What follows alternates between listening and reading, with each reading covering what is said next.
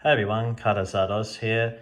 This is a video I've been wanting to do for a while on a quite a well-made fake First Edition Charizard. So basically I've lined these up here. These are three fakes I've previously talked about before, and I'll put that link in the description, and I'll post a comment with a link too, so people who don't know about these three fakes can look it up. I do want to say a big thank you to that video that I made highlighting these three fake cards. Got quite a number of views. I think to date, over 20,000 views. So I really appreciate that. I did not expect it all to get that many views, but it's good to know that, yeah, it's actually helping people. And I've had a lot of people reach out on my Instagram, which I'll put in the description too, who were potentially buying a fake First Edition card. A lot of people have reached out, and then once I confirmed it was a fake, they stopped buying that card. So it's good to know it's been stopping people from getting scammed. But this is one story I want to talk about today, about this well-made fake First Edition Charizard. So there's a bit of a story behind this, and I want to run through it too, just so people can really look out for this card, because it is quite convincing, especially to people who are new. I mean, these three here are quite obviously fake to people with a fair bit of experience, but especially to somebody who's new to Pokemon card collecting, this one can fool a person quite well. And it pretty much what I've done here to make things easy to follow, I've put the, 4 genuine cards at the bottom. So these 4 at the bottom here are genuine Pokemon cards. This is an XY Evolutions, and I'll bring up the reason later why I've brought that out. This is a base set limited Charizard, and this is a Shadowless Charizard, and this is a First Edition Shadowless Charizard. So I've run through my other video and the differences on these three and how to help use those differences to pick a genuine and fake First Edition Charizard. As I was mentioning before, the only difference between those two cards is the First Edition stamp on the First Edition Charizard. So yeah, I'll pull this card out now. So the story behind this card, you can see is being sent to PSA. So one of the first people who contacted me, and I've become quite good friends with him, he wants to remain anonymous understandably, but he basically sent me photos of this card, and it was with a bunch of other Pokemon cards. And I hadn't seen this fake before. I think I may have seen it once before, but I didn't know too much about it. And I was a bit cautious. I did say to him, you know, the only thing we can really see is the stars, which may be an issue.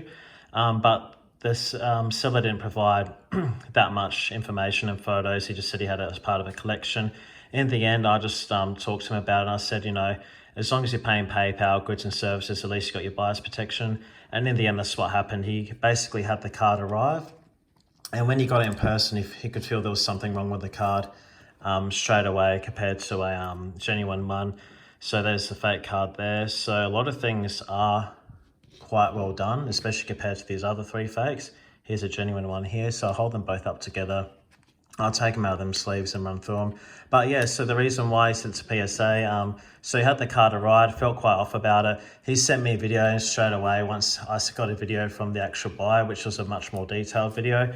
I straight away could tell it was fake, and people who have a fair bit of experience with First Edition Charizard, just looking at this video right now, you could tell that the card's fake. So he sent it to PSA, he thought just give it a shot. He was a bit on the fence, you know, he thought why not, give it a go. And in the end, so it's definitely a confirmed fake. So if anyone sees anything like this, it got sent to PSA, and they couldn't authenticate it and put it in a holder because they deemed it a fake card, which it is. So what I'll do now, I'll take the card out. This is my real First Edition Charizard. So you can see what's quite scary is that these do look quite similar, especially if they had their own separate photos, especially on that angle and that where you don't see the stars as much. The front is quite convincing on this card, especially to other fakes. So what I want to do is I want to do my best to stop people from getting caught up in this scam and buying potentially a fake Charizard, such as this one, because people could buy it and not realize until they've bought it, especially if they've paid with a method without buyer's protection. And some people may even buy it and not even know it at all. So I hope this video will stop that. So my biggest thing to point out with this card, looking at the front, because obviously there's color differences, but as I've mentioned in my last video, color isn't always the way to go, because genuine Pokemon cards do vary in color as well from all the different print runs. So color alone doesn't help, but the biggest thing I can see, and you can probably notice now with this card, is there's way too many stars in this holo pattern. So the holo pattern's quite close, but it's actually completely incorrect, especially when you know genuine cards. So you've got way too many stars. So if you are suspicious, probably the best thing to do if it is this card is ask for a photo showing the holo really well. That might help you out a bit, and I'll compare that with a genuine one. So you can see it is quite similar, but you see that genuine card doesn't have it. This almost has like twice as much or 3 times as much stars on it. Where this one here, when you let it hit the light, you can see it's a lot more subtle. And even what I've noticed now to try and look out for these cards is actually, if you look really close to the star patterns, and it takes a bit of detail, you can see that this one has a star that basically has, they almost look like lines that square off at the end. It's a bit hard to explain, but this one doesn't have that at all. So they're actually more pointed, if that makes sense. But I think the easiest way to go is just, if there's way too many stars on it, you could be dealing with this fake card here. And the next one is funny because I mentioned in my last video that you shouldn't really go by the backs of Pokemon cards to tell if they're genuine or fake, because 2 reasons. One, with these fakes here, they stick them over a genuine card, so that doesn't do you much good when you're looking at a photo of the back. And 2, they can just send another photo of the back of the card. So it's best to ask for a video, as I'm about to do now, where they actually physically turn over the card, because with this card, this back is way too dark, especially for the older Pokemon prints. Even the newer ones are quite nowhere near as dark as that.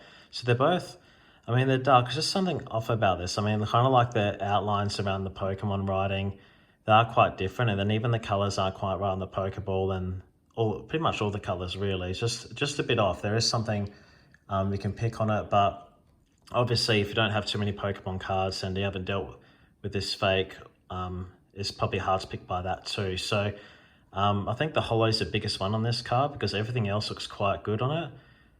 Like if you take a photo like that, it's quite convincing, where it's not showing the holo so much. Like that, you know, could kind of pass as a First Edition Charizard in a photo. And the reason why I thought this would help people a bit, so the reason why I brought up my XY evolutions is because, as you can see here, so the older Pokemon prints, such as this First Edition Charizard, a genuine one, as I mentioned, doesn't have as many stars, or it's kind of like a lot more subtle when it hits the light, and has a bit of a nicer effect, where this one here is just so much going on, which kind of matches more the 2016 print. So this is a genuine Pokemon card. It's 2016, as you can see on the bottom. This is the XY evolutions. And one thing a lot of people say, and I've seen in Pokemon groups, which I've thought as well straight away, is this holo looks very similar to the XY evolutions. Not exactly the same, but it's probably a good way to tell. If this holo on this looks a lot like this card, the XY evolutions, then it looks, you're most likely dealing with this fake Charizard. So potentially, I mean, a theory, if these backs, I mean, these backs don't look anywhere as dark as this one. My first theory is maybe they use acetone and strip this, an XY evolutions, a less valuable holo card down, and then print this over it. But even then, I'm not too sure. This could just be a holo print that someone has sourced somewhere else. It may not have to do with using Pokemon cards. It's very hard to say, but either way, yeah, if you kind of got a First Edition Charizard, which looks like it's got an XY Evolutions holo, just kind of go with that. That's probably the best way to tell, and I've seen people pick it up that way. There's obviously a lot of other ways. I mean, you can try and match up text in certain areas, so I kind of run over the smaller details. This is the first time I've kind of really looked into the small details. I mean, you can see the text is a little bit different.